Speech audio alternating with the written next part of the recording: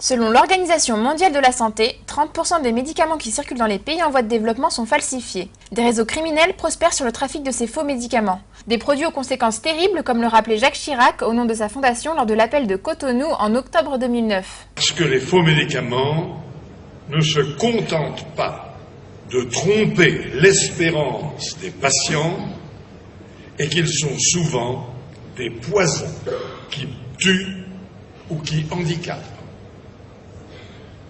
Qu'on ne me dise pas qu'il ne s'agit pas là, en réalité, d'un crime. Ce phénomène touche en priorité les pays les plus pauvres qui ne bénéficient pas d'un système de santé organisé. La commissaire de l'exposition La Vraie Expo qui parle du faux à la Cité des Sciences nous en dit plus. C'est beaucoup les pays africains, Haïti bien sûr, bien avant la récente catastrophe environnementale qu'ils ont connue.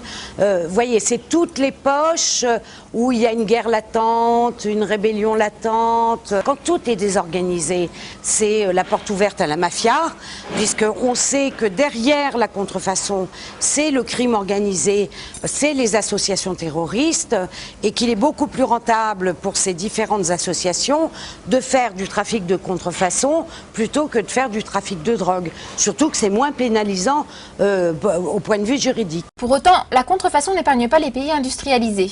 En Europe, le nombre de faux médicaments saisis par les douanes a augmenté de 118% entre 2008 et 2007. À l'origine de ces fraudes, on trouve souvent des achats sur Internet. En ce qui concerne la contrefaçon de médicaments dans une pharmacie française, là, il y a zéro risque. Et ça, il faut bien le redire. Par contre, acheter un médicament via Internet représente un risque énorme. 50% des médicaments vendus sur Internet sont des contrefaçons.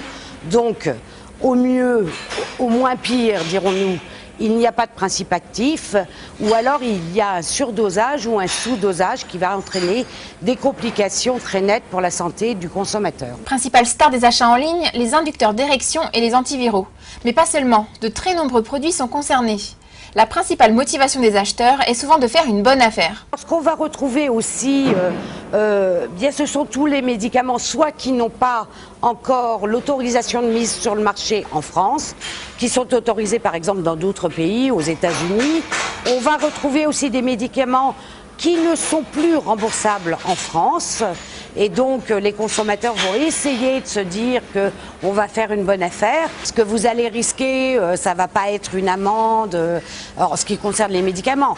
Par contre, on va vous prévenir, on va vous dire les risques.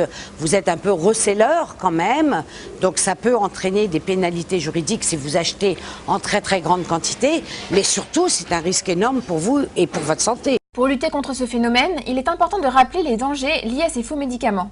L'exposition Contrefaçon, la vraie expo qui parle du faux est une initiative originale, tout comme la campagne anglaise qui a le mérite d'interpeller.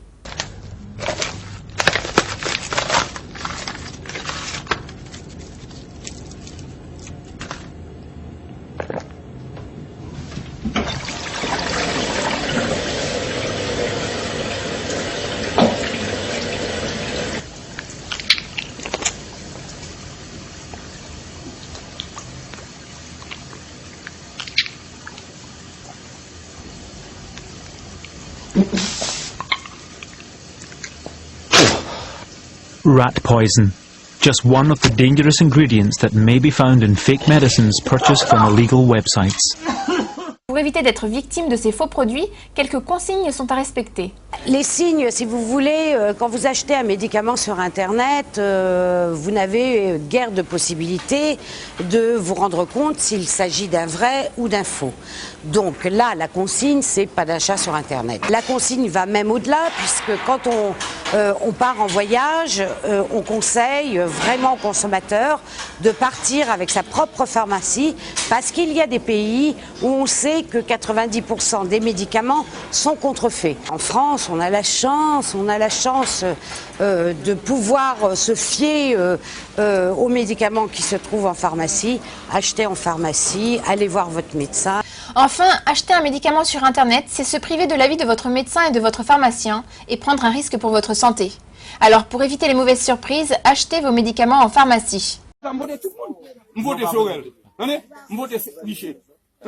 Ou pas sous voter Sorel, ou pas voter. Oh. Non, combien de tours dans l'élection? Combien de tours? Oh, oui, mais, ma c'est bon bagay. Non. Nous besoin de Michel pour Sorel pour bail. Non, ou pas qu'à dire ou pas qu'à dire besoin de Michel pour courir Sorel. Nous besoin de Michel. Depuis foot de Marie, m'ta fouté de nous. Sorel te conduit de nous. Eh ben, j'en dis. Pour nous besoin de Michel pour courir Sorel. C'est ça. Sorel là. Ça Sorel là, madame. Homme, quoi, tout le monde. Eh bien alors. Eh bien, pas besoin pour courir. Parce que me trouve ça trop impertinence. Pour depuis que m'ta Marie avec vous. Pour